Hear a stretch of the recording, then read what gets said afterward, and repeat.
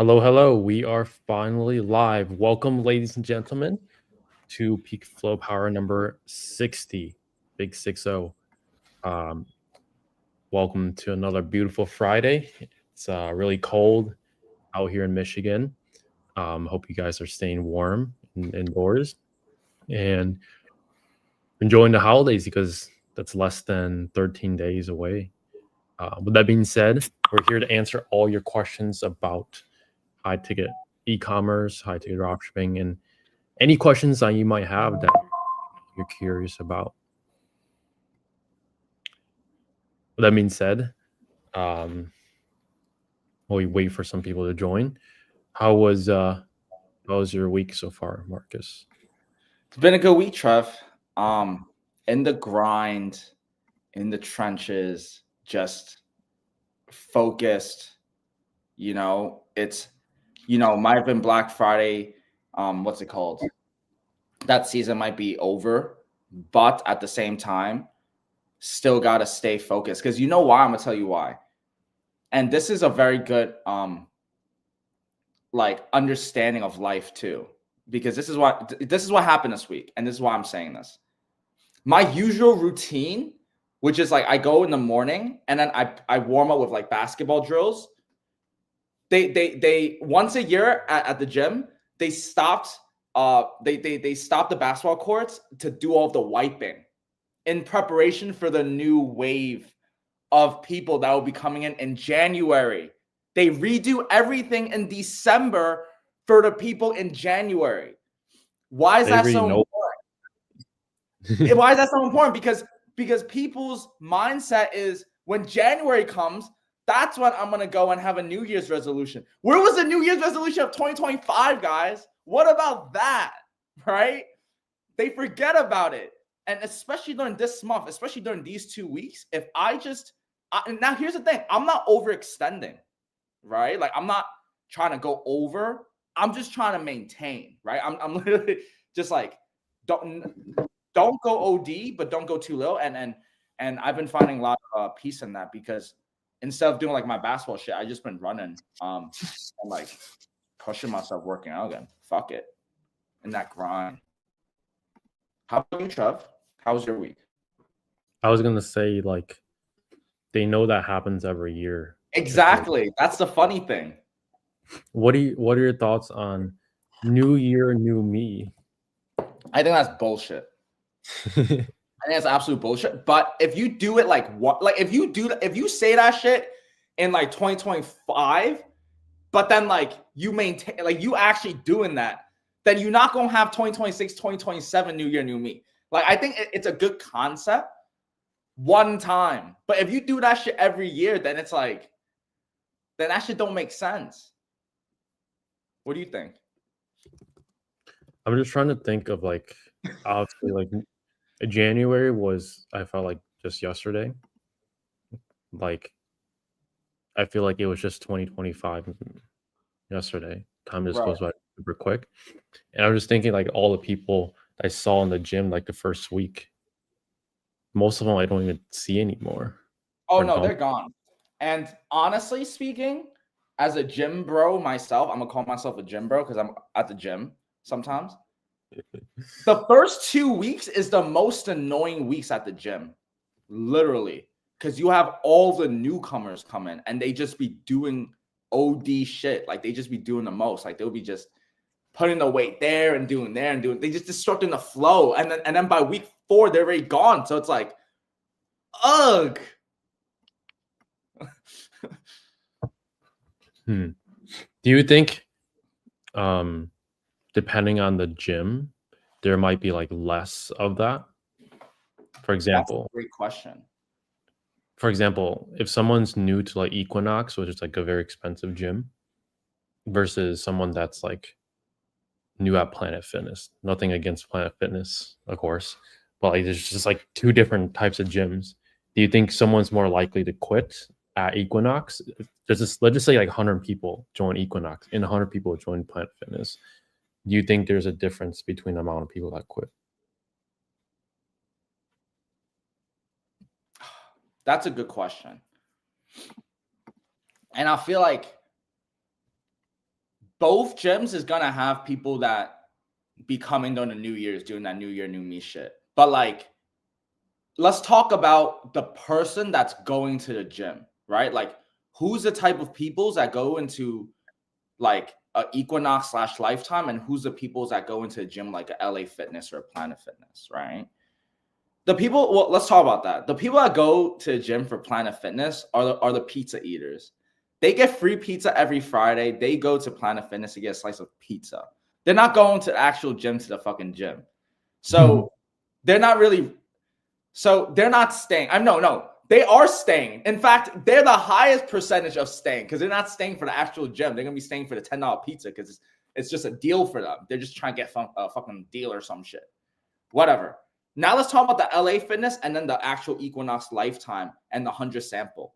I think that, because I'm thinking people that go into like Lifetime or Equinox, they trying to relax. Like some people actually be going there to the cafe lounges and they be doing their work on the laptops.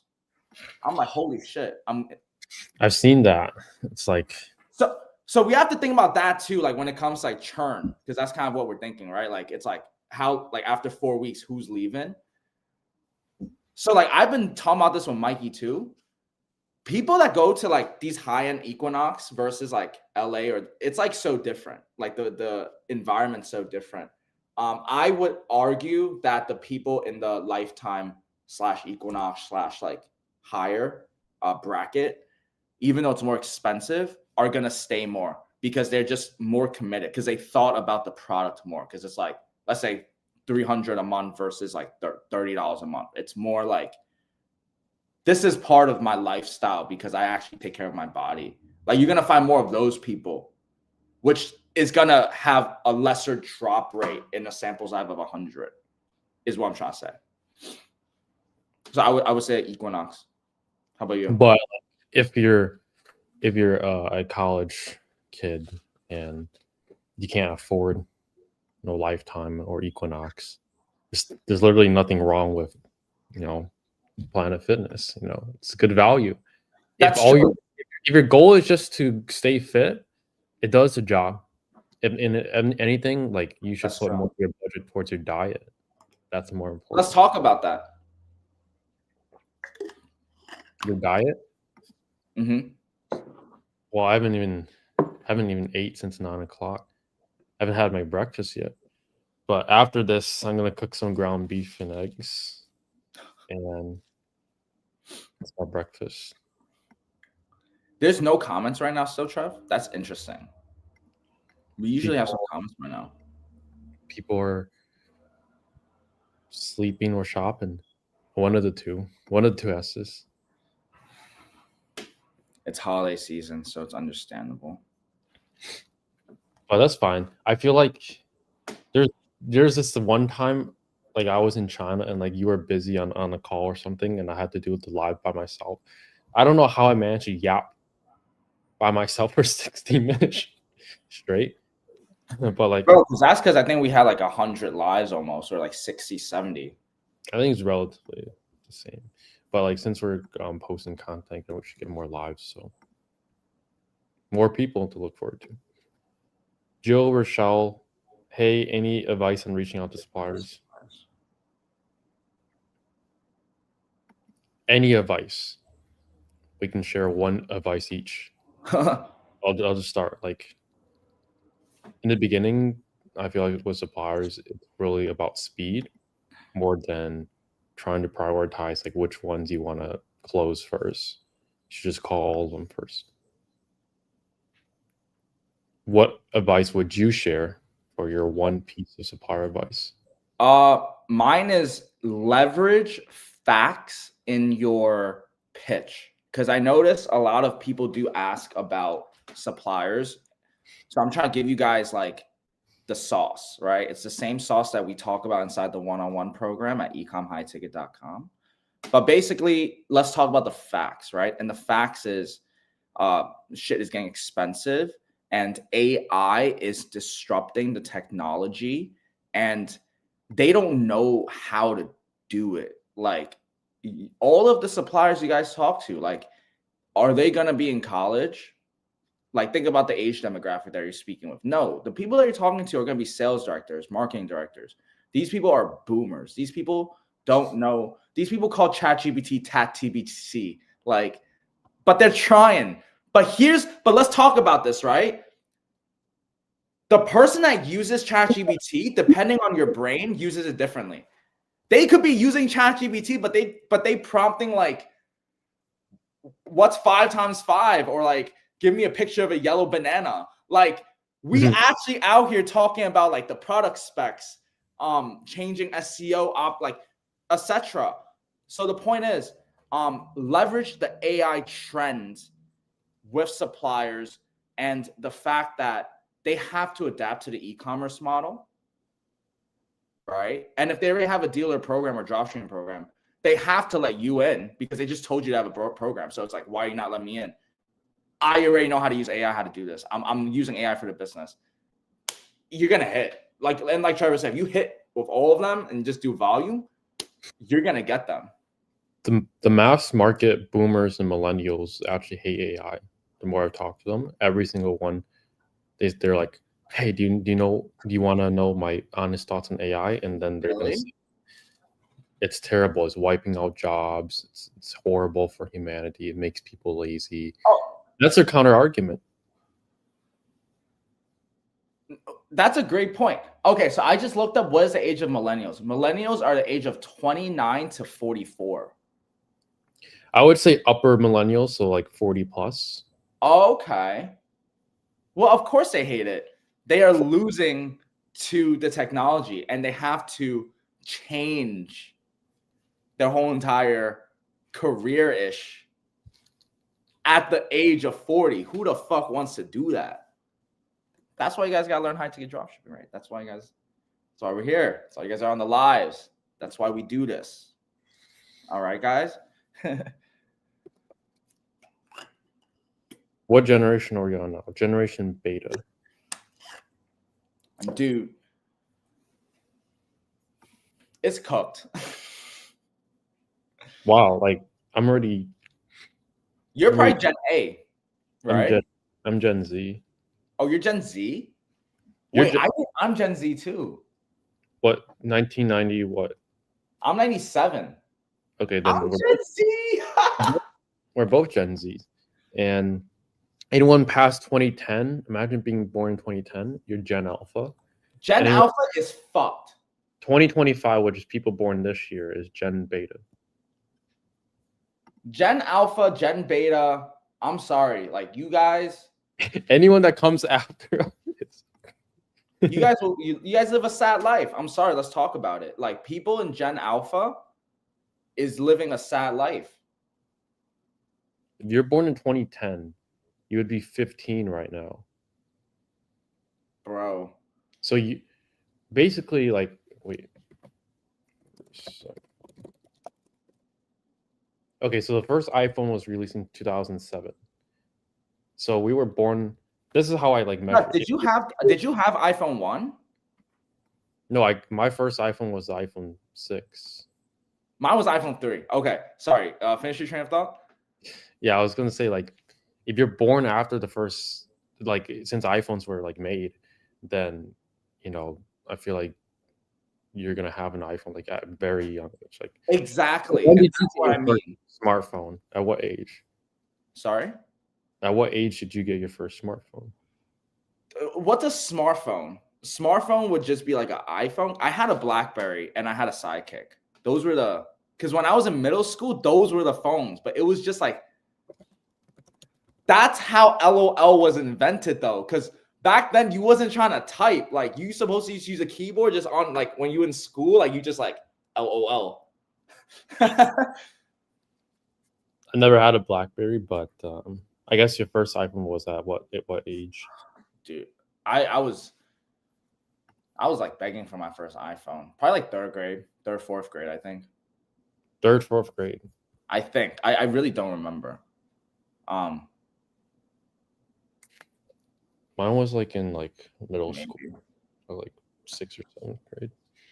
But like, I feel like with every generation after, like, you can already see, like, if you go to the airport and just like you're waiting for your plane to arrive or whatever, you can see parents literally shoving iPads in their kids' face. Exactly. And that's what I'm saying.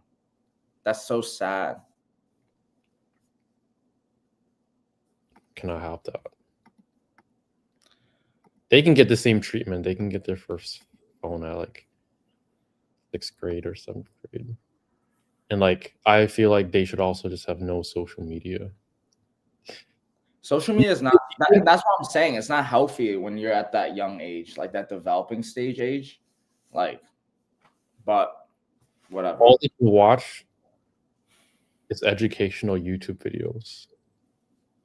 Nothing else. No Instagram, no TikTok, especially. But that's why our brains aren't cooked like most of these fucking brain rot TikTok doom scrollers. Unfortunately, I had an Instagram when I was in like 6th grade. So that. I still remember the interface. It looked so different back then. Yeah. Yeah. You ever have MySpace? I was after that. We had Tumblr back then. Nice. I was part of the Tumblr. You know what? I probably still have that shit. We're not pulling that up though. Yo, let's answer some questions. Oh, no, they got rid of it.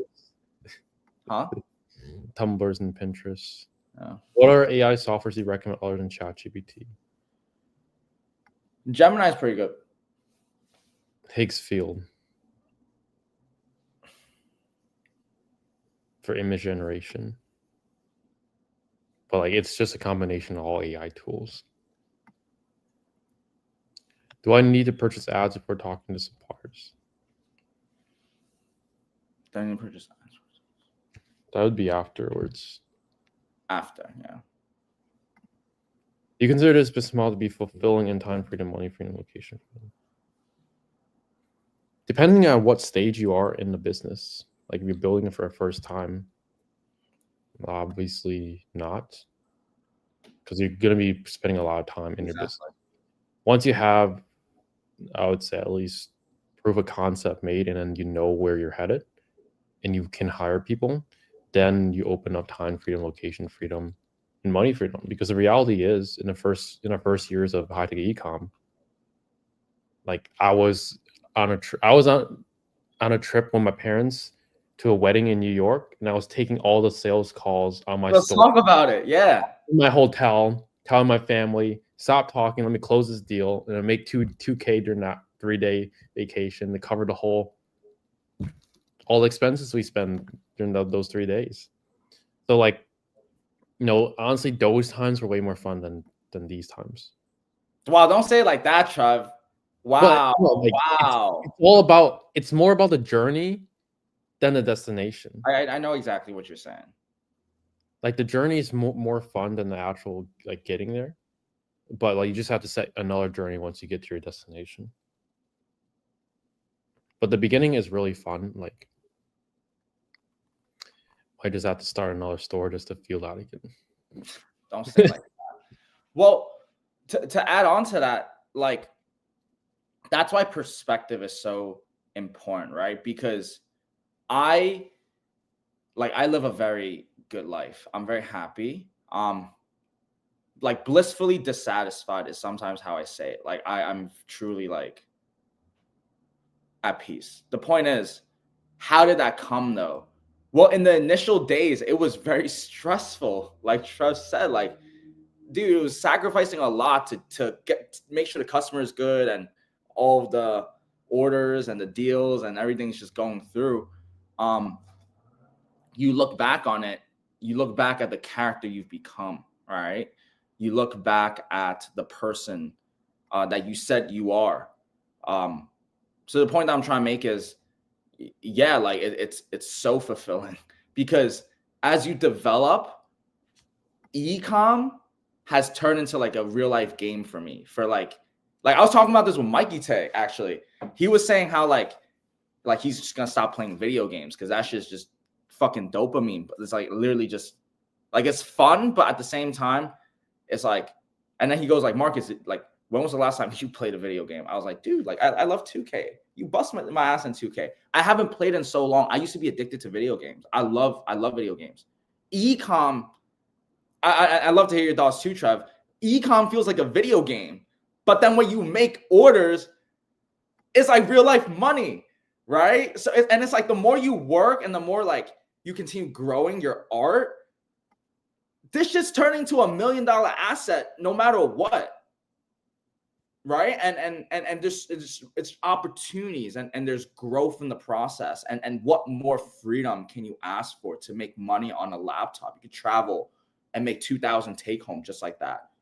Everything, if the pieces were right, like it's like all of it in one. What are your thoughts, Trev? I actually gave up video games for like 2 years or so, and I kind of came back. I think for me, video games, they're a way to like de-stress sometimes. And like it's very easy for me to just put a limit on it. It's like it's never really been a problem. But like, I really only use it like after something like stressful, just like turn my mind off. It's like the same purpose as scrolling reels, just replace it. But the right video games can help you still think. Like, for example, I don't know if you could classify chess as a video game, but I like playing chess in my off time. Bro, I'm talking about Valorant. I'm talking about World of Warcraft. Not like that. All you guys know what the fuck I'm talking about. All you speculators as well. I'm talking about NBA 2K, FIFA. Go on. Not chess, brother. Chess and a little Clash Royale. That's it. Okay. Yeah. I think it just teaches you to like think. Like, both of those games just teaches you how to think like multiple moves ahead, and it also teaches you like what your opponent is thinking, because in both of those games it's really about like how can you beat your opponent. And in business and life, it's all about how can you beat the force that's trying to take you down. Yeah. So if you looked at it, Elon Musk still plays video games.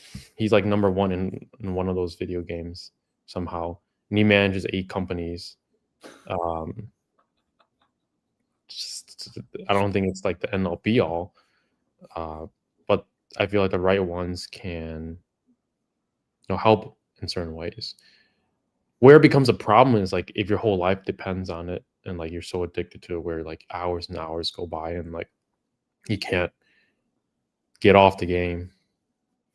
Like it's actually actively a problem, because like if you look on reels, like you'll have people make reels about like, hey, my husband or my boyfriend is playing video games all day for 5 hours, not giving me attention, blah blah blah. So you can see that that's probably the general masses. Which is quite interesting. Quite interesting indeed. Quite interesting. Good questions, guys. Bird K says, hey Trevor, you're saying that we need to upload a demo product that we use it for our phones, take physical photo to our store to get approved from Merchant Center. No, it does not have to be related. What was a notable struggle you had to go through during your journey into this model? I feel like this answer applies to anything in life, which is doubt. You're always going to self-doubt that it's not going to work. You're always, in anything in life, you're going to doubt that, hey, you're not on the right path. And it's very normal to feel that way. But I feel like you either have to brainwash yourself at all costs, or you just didn't want it bad enough to begin with.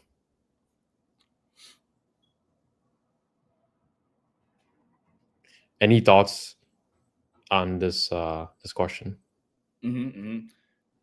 One notable struggle to add on to that for me, it was January 8th. So actually the day's coming up too. I remember it was when my credit card balances like piled the fuck up to like almost 200,000. I didn't have enough money for like the next payroll.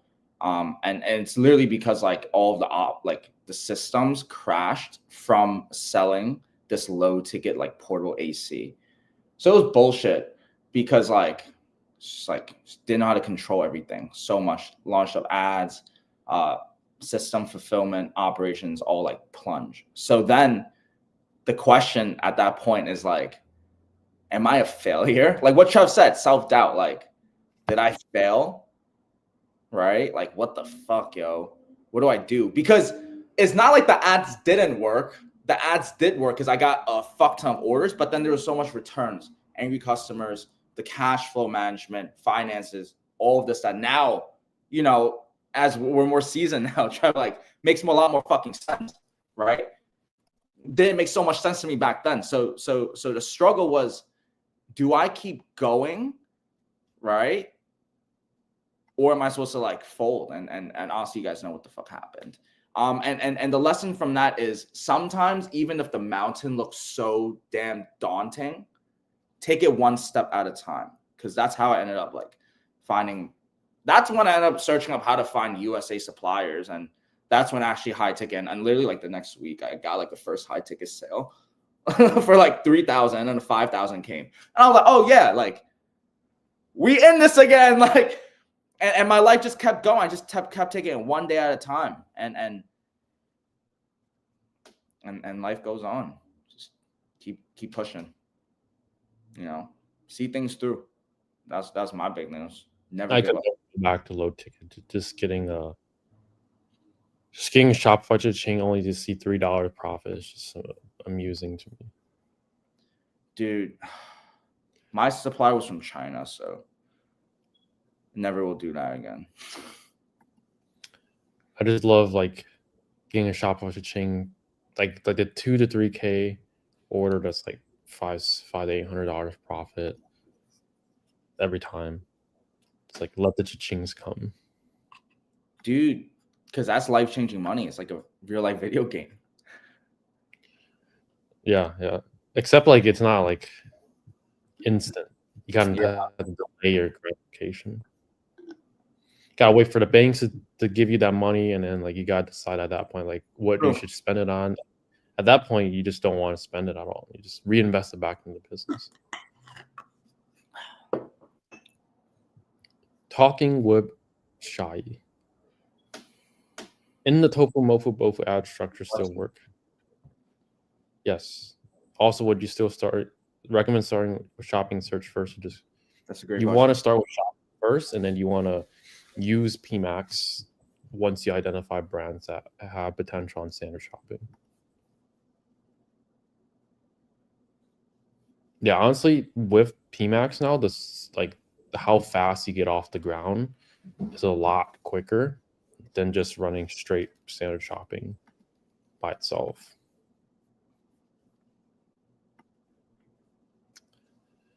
But something random is I finished the Hunger Games. I watched the second episode. It's actually really that's cool. Interesting. I haven't watched Hunger Games in a while. Talk a little bit about that. Want me to spoil it? Well, I mean, I know Katniss dies. Well, I didn't know that. Did she? I didn't know that. No, she didn't. I literally made that up. I have no idea. I literally have no idea. I mean, you watched the whole series? Bro, I watched, I think, the first movie, and all I remember was the first. And you know what's interesting? That's how good their first 5 to 10 minutes was. I just remember that part. She didn't die, though. I don't fucking know. I just know that they got thrown into the Hunger Games, and now they got to survive. If she like ate the berries. Why you gotta spoil it for all of us, bro? Maybe I was lying. Yeah, I wouldn't even know. Just watch yourself. What's the strategy for $1,000 budget? Same strategy as if you have a $2,000 budget. You just have to cut back on your Shopify theme, which is a lot of your budget. Then try to create your LLC by yourself, or you can find the budget option on Fiverr. Just gotta cut costs and then find a budget-friendly option. And for ads, you just have to be very conservative with the budget, in which you probably will see a video from me. What's the best strategy for $1,000 budget? Because someone said, "What's the best thing you can do with $100 budget?" $100 is like stretching it. Yeah. You can't even set an LLC. You have to like set up a sole proprietorship, which is in short just like a company structure where your assets aren't protected. And then you have to use a budget-free like Shopify theme, the free one. You can't use any paid apps. You have to use free traffic strategies. It's got to make it work like that. How much suppliers minimums do you recommend to have? At least 3 before you launch ads.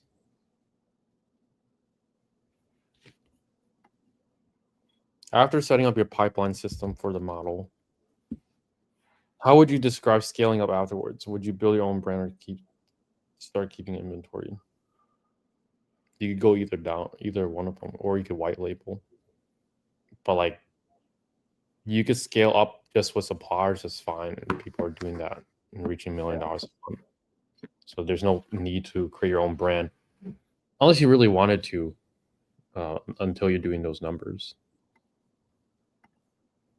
What's a good ad budget? So for ads, I have 5K credit cards. Is that enough? Yeah. 1,000 is enough for your first month. People don't realize how easy it is to set up shop online. It's literally just the LLC and then your theme. After that, it's all game. If you know how to run ads, then you know. Plus the systems. If you don't, then you don't. Do you think I should hire a guy to build my store? And he will do my GMC for me because I don't got a clue of this. If you have a $1,000 budget like you asked, probably not. You should just learn it yourself. He's a $1,000 budget guy. He's trying to hire right now. We're not there yet. We're not there at the hiring right now. We're at $1,000 budget right now. Yeah, you're on budget friendly mode. No unnecessary expenses.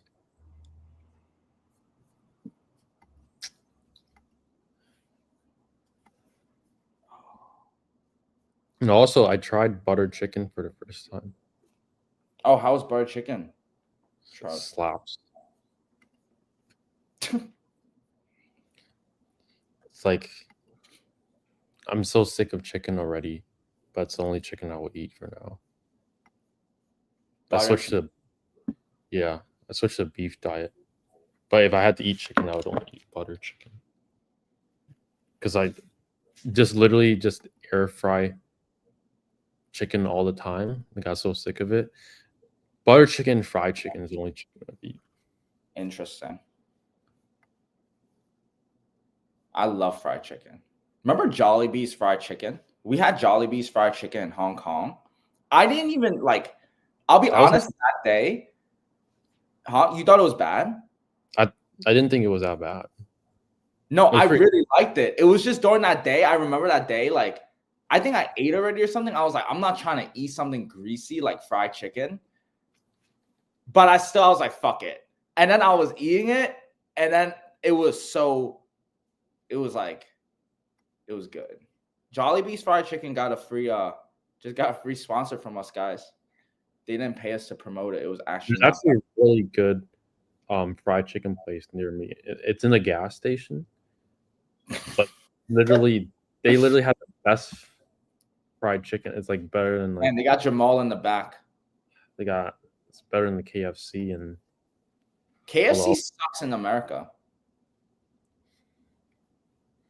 They used to be decent, and then now they literally like. Is there Popeyes?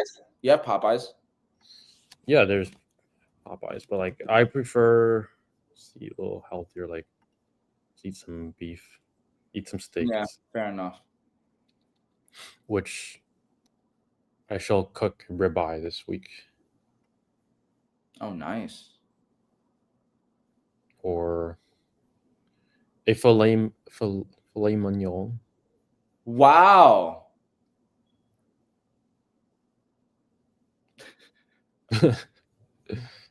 Wow. Oh, you said that like very fancy, bro. Like for no reason. So I was like, wow. At what point monthly in rep should you hire a team to run ads for you?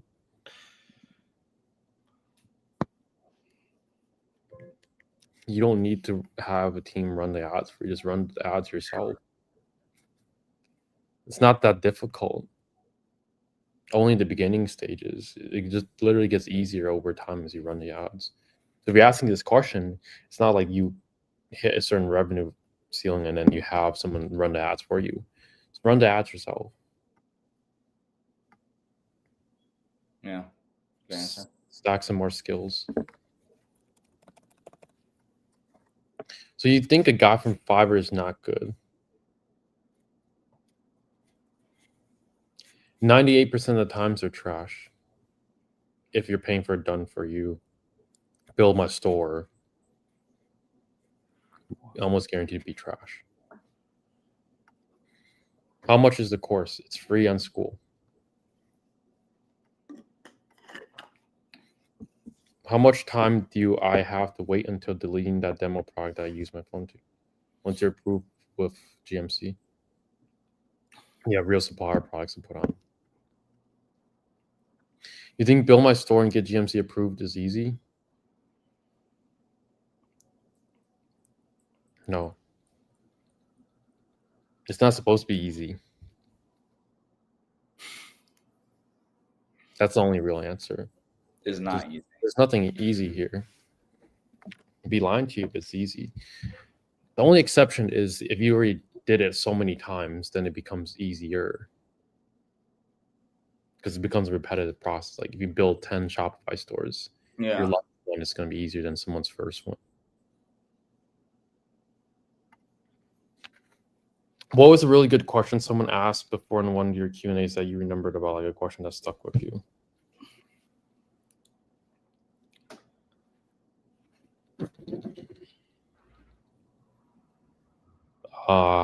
Probably fried chicken or watermelon. What? Who asked fried chicken or watermelon? I don't know. I feel like someone asked it before. Okay. But like, the real question, probably something like what we did before, what we did in the past with like high-tech e-com, like that we struggled with. But nothing really sticks out because this is live number 60. We've been doing 60 hours of this. 60 hours worth of lives. I think it's hard to remember. I personally like questions that are about struggle too, like what Trev said, because I feel like there's a lot of depth that you guys could obtain and get from when we, didn't have the clearest roads, right? When we fell and when we had obstacles. I think like technical questions are great for us. It's kind of repetitive every week, but that's fine. At the core of it, I think it comes down to like, I like questions where people ask like, yo, like this girl just done me dirty. I'm trying to like get myself back together. Like, how do I get back from that? Like, I like talking about the struggles part because we all been there, guys. And that's why we do these lives every Friday too. Like me and Trevor, like we're no different from you guys. Like we struggle with online before too, with dropshipping, low ticket. Trevor did Facebook Marketplace. We were on eBay. Like, there's depth in that. And you guys need to see like, yo, like what you guys see here today, everything we have out is what we brick by brick for the last few years. So going back, the best questions has always been like the ones that like you could feel, oh, like you actually asking like you asking really good questions right now. So it's good. It's questions like these.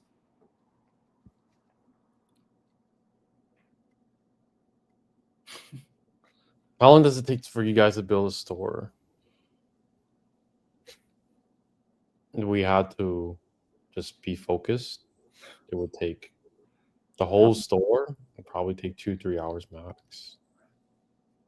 How do you like? Let's define that though, because the store is always going. So like we could. I mean, a store to get suppliers that only takes an hour. A store that's with email marketing and whatnot that takes like optimized. But there's always optimizing after. you fully built it. Yeah, it shouldn't take 3 weeks. Anyone that's spending 3 weeks on their website takes maximum 3 hours of focus work. Yeah. So do you think I should learn and do everything on myself? Yes. I mean, to extent. Do you have all the free material up on our YouTube? Do you guys use some app for SEO on Shopify to improve? Do some. No, we used to, but it really doesn't do anything. The only SEO element from an app that you should turn on is like inside the Judge Me app for your reviews. You can turn on SEO snippets, which just means that in your search results for SEO, like when someone searches something and it's a product that you sell, it might show the reviews of those products if you have reviews in those search results. That's the only SEO thing that we use. And no, we don't use any other apps except maybe like buttons for like blogs where someone can buy from the blog, but that's not really an SEO app. The 10K, however many months you guys guarantee, I don't know the exact name, but how much is that? Launchpad program, 10K a month profit guarantee. Book a call at ecomhighticket.com and you'll speak with someone from our team to see if we're a good fit for you. Or we can have something else. But we'll never know until you get onto the call. How do you discover Pinterest? Which is always there. How did I discover Pinterest? Pinterest. I mean, I think I just discovered Pinterest from just Google. Like you search something up, Pinterest ranks on some of the search results. But I always knew Pinterest just was like a platform, like mostly women use it to like have ideas to like future stuff that they buy, like vision boards and stuff like that. So it was just always there. Appreciate all of you guys' help. Yes, of course. You're welcome. Here's a question about struggle. In what area does your client struggle a lot with? Suppliers. I'm gonna tell you guys why, and let's talk about it. I was gonna say just consistency. Let's talk about it. It's showing up. Like we have 5 group calls a week. And how many people show up? Like just showing up is already 80% of the equation. But people don't even want to show up. You guys are on the live to show up every week. Kind of. Same philosophy applies. The same philosophy, yeah. Oh yeah, what were you about to say was a part? Same thing, bro. Like showing up, being consistent, and then being able to handle a no. That's it. Like that in regards to suppliers. That's what I hear more so because that's on like the first few things you guys struggle with. It's like website and the suppliers. But it's the same thing with the ad. It's like when you get a no, the minds just start get discouraged. If you reach out to like your first 2-3 suppliers you never had experience, you hear your first no, oh yeah, this shit don't work. It's that inability to handle a few setbacks, guys, handle some few rejections and staying persistent and you know, stick with the plan, right? If you guys had a plan, if you guys drew up a plan, right? Stay consistent with the plan, right? Obviously, there are some things that might change the direction, but ultimately stay true to the plan and what was like, because you knew there were going to be times where things would be a little harder. You knew there were going to be times where you might face setbacks. Keep going, right? Right? This was expected. Keep going. Yeah, great question. What time are your coaching calls? Doesn't really. I mean, they're every day, Monday through Friday, but like early in the morning, noon, evening, all the times. There's multiple time slots for anyone that's international. So you can always show up. Marcus, have you ever had fear when you started to run ads and when you got momentum? How do you constantly keep it up? Yeah, so I'll break it down very simple. Fear comes from uncertainty. So if you're someone that's scared about your future or just scared about your ads, or it's because you just don't know what to do. So just figure out what to do, right? And the way you figure out what to do for ads, look at your data. Trevor would know best on this, right? Like just look at what the data is telling you and then make the decision from that. That's how you move. Like that's how you do it. You don't let the fear, you let the data, right? What are your thoughts on it, Trev? Data is everything. You just have to like about data, you won't know what decision to make and which one will like. It's all about optimizing towards what end goal you want. Do you want to supplier or like what goal do you want? Do you want to make it for sale? Like what do you want? And then you have to figure out how do you get there? Exactly. What are the best actions to get there? Whenever you have a goal, you just have to ask yourself these questions. And if you don't know how to get there, then it's a lack of information. But if you know the information, then it's just a lack of not taking action. And most of you guys are just a lack of not taking action. You guys know the information. You guys had a game plan, and you just don't follow through with it, like the gym people in January. What are your thoughts, Trev? Please. There's probably a surplus of information at this point. Surplus information, but you guys aren't taking action. But that's really it. Yeah. GMC's that is like that one girl you have a crush on, but she keeps rejecting you. Okay. So you're gonna just be persistent. It doesn't work in this context. Do you think? I think Ryan, you need to look into the organic module strategy, because even if you are waiting for that waiting period, there's mad stuff you could do. Like there's actually mad ways you could generate traffic. And But he only wants to do the easy stuff. Well, then then you know, it comes down to like you the one that you want to get rejected. You know what I'm trying to say? He only wants to do the easy stuff though. Like there's another girl right there also. Like there's also organic. You get what I'm trying to say? Like you could do both. You could have the best of both worlds sometimes. Or you know what I'm trying to say? Like go with organic too, and it'll keep you busy and it will get you clicks, which will then lead to leads and sales. You're gonna need organic at some point. Yeah, you have to do it anyway too. So I'm doing fucking organic, right? Yeah, but the best organic is probably, well, SEO. Obviously, that requires time and sometimes money. YouTube SEO, Pinterest organic. Those are the top three, and then like seeing other people do well with like forums and like groups and whatnot. But those would be the best ones. B2B outreach, depending on your niche as well.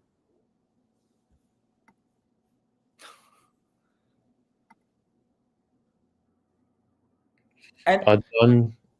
You posted like 10 pins, and you said you've done Pinterest. that's the thing. It's not a done thing. It's a ever like you have to maintain. You have to do it every day, and that's how things compound.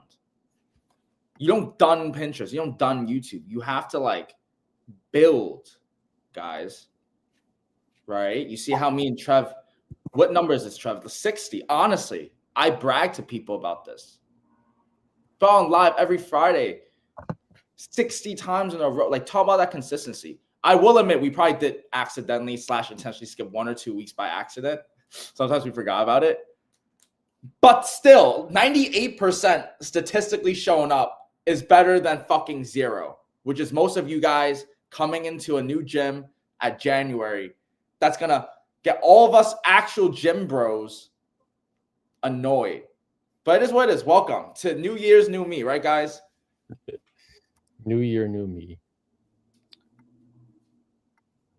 Doesn't work. You either change right now or don't. Huh? You either change right now, like right now, December, or you just don't bother changing. There's literally no point of waiting until January 1st, 2026. I'm a new person, youpie-doo, and It's like that's how, exactly what goes on the mind. Like, actually, like, why January 1st? Like, you ever think about on January 1st, everybody at one time like it's just like one moment. It's like, oh, but Marcus, it looks good on the calendar. It's like 1/1/2026 instead but of you 12. get what I'm trying to say. But Like, 12/12/2025 doesn't look as good as I 1/1/2026. wish you could feel my blood temperature. I'm boiling. Like, have you ever sat back and just looked at what we do on New Year's? Like, you looking at the TV waiting for a ball drop, you stand up, yeah, and then you go back to normal like 5 minutes later, but it's like in the mind, it's like, oh yeah, new year, new me. Bro, nothing's changed. You still broke. You still lazy. You still playing video games. But it's a fresh start. It's the new year. I can start fresh now. I get can get rid emotional of out right now. Bro, yeah. I'm a new person now. All right, I'm It's just good, rage but quitting. still, like, yeah.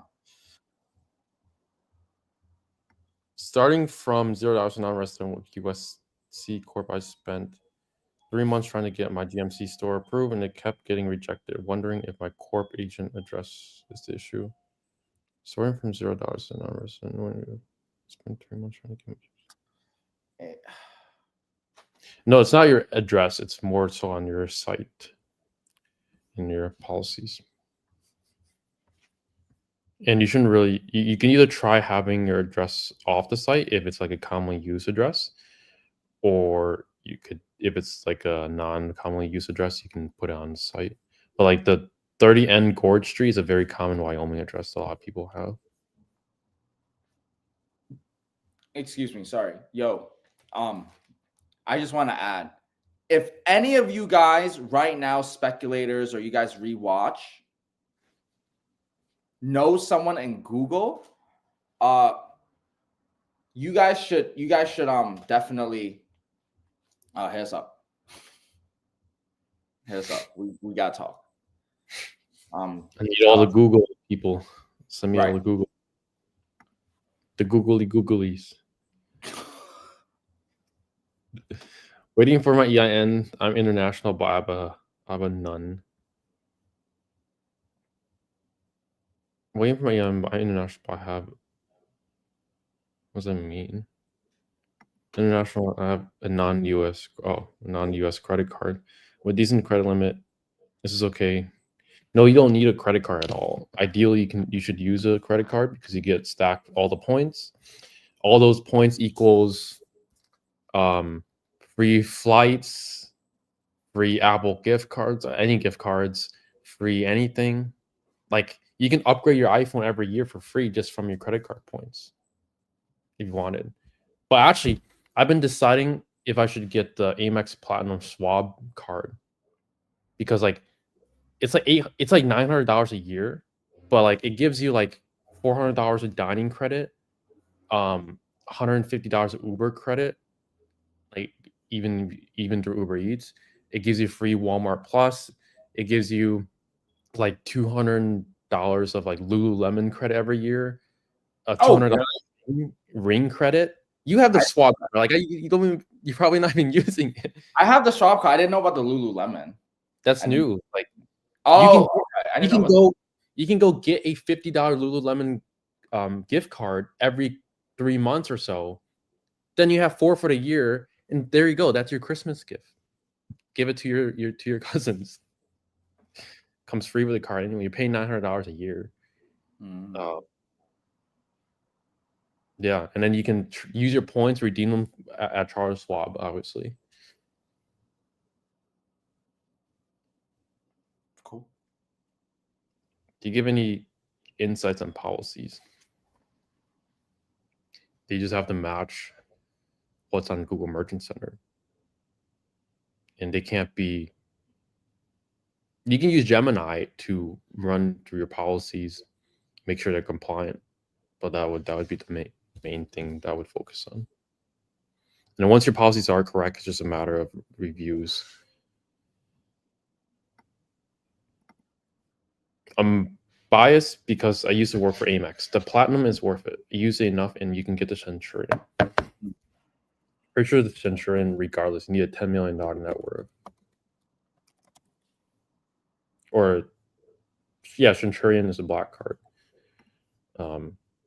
We gotta get the black cards one day, Trev. Matching black cards. We gonna get the fucking black cards 100%, just for the flex. Well, it's.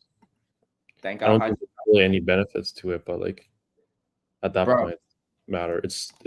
I think the annual fee is like $10K a year, which isn't that bad if you have 10 mil in liquid. But yeah, the platinum card now is pretty worthy. Like with all the credits that you get, like the $900 a year you pay for it, plus like you can go to the airports and like go to that whatever terminal it was called. Like you can skip the whole line in the airports now. That's $300 a year. That they give you that credit, Clear Plus, I think, and then like all the other credits. It just feels like a coupon book, to be honest. What Amex has become. Yo, what's the best Amex you recommend for high ticket dropshipping? The only Amex that you should get for high ticket dropshipping is the business gold card, because that's the only one that if you spend enough on ads, it's 4x points. Yeah. But even then, to be honest, the only reason why I got Amex at 18 is just because it looked cool. But like, it's really not the best card. There's other ones like from Chase and like Capital One. But it depends on your goals. If you just want points and you want to travel, Amex is fine for that. But you want like just raw money in your bank account, like Capital One has amazing one where it's like 2% unlimited. Just put all your transactions, all your bills on that card, and like every month you can get a couple $1,000s in cash back. Just deposit into your bank account, buy some stocks, do anything you want with it. And the annual fee is free because like if you spend 200,000 a year, or maybe it's like 250,000 a year now, they refund your annual fee, so the card is free. It's the best and simplest card for high ticket ecom. Capital One Business Spark. You only need to spend $250,000 a year, and then the card is free. Get 2%, and a sign up bonus of like $2,000 was what it was like when I signed up. So like if you're in the US, like you're blessed. You get free money just to spend money, pay off your bills. It's like, that's great. It only works because Americans don't pay off their credit card. That's why the rewards are so good. Because like someone did a case study on a Black Friday, $1 billion in transactions. 95% was on like credit cards or Affirm or Klarna. And for the people that did 95 on Klarna and Affirm? No, like Klarna, Affirm, and credit card. So I don't know the percentage, but the people that use buy now and pay later, Klarna, Affirm, all the other ones, Afterpay, I think it's like 2/3 of those people didn't plan to pay it back in the first 30 days. That's kind of scary as a society if that's like, because I don't know. Where does that go? Right? Like consumer debt. Billions of transaction, bro, 90%. And then let's say half of that don't pay it. So what happens, you know? Well, there's like Klarna on, like you can order like Taco Bell and then you can put on a Klarna and finance it for 12 months. Just crazy. It's like they're literally giving you the easiest way to get into debt, which society already primed you to get into debt by college. It's crazy. Everyone's just running on debt. And like, I feel like there's like less than 10% of people that are actually debt free. Like it's actually really good feeling to be debt free. You don't owe no money to nobody. It's a good feeling. But as long as you know what to do with that and manage it, you're also just fine.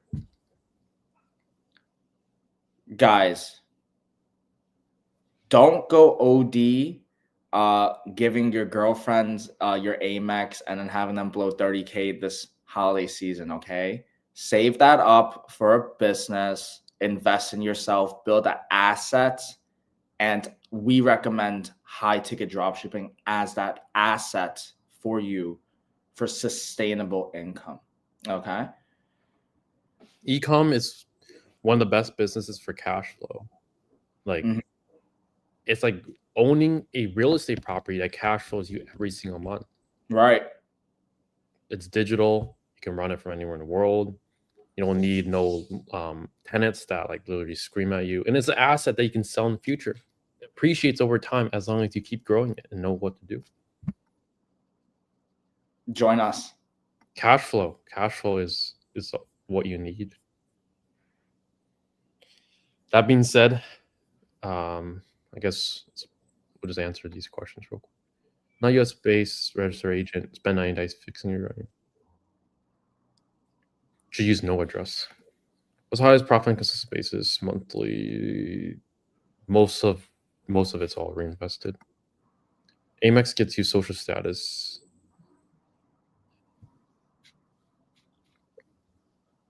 But it's really not any social status, because if an 18-year-old person with new credit can get approved for it, like, is it really status?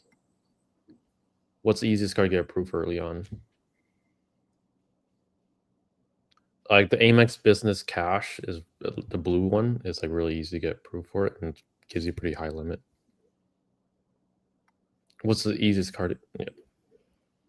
All right, we answered all the questions. Hope you guys enjoyed this live, and join us next week. You know where to find us, ecomhighticket.com, and connect with us on Instagram and Twitter and YouTube. Catch you guys in the next one. Peace. Peace.